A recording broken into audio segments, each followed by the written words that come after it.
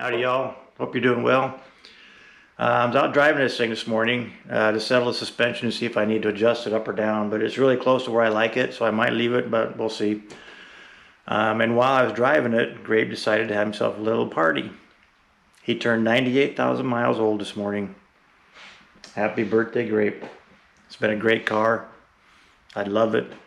I've had it since May of 2007 and I would never see myself parting with it, but hopefully that'll never happen.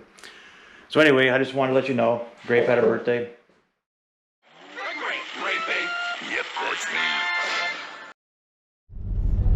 Mileage milestone coming up.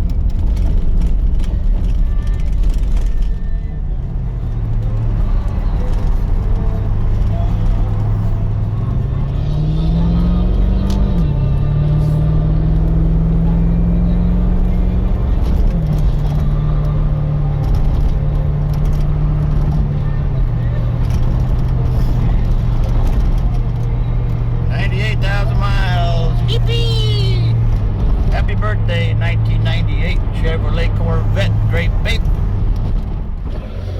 So what do you think of that? So with that being done now, this is a short video just to show you what happened and the mileage trip.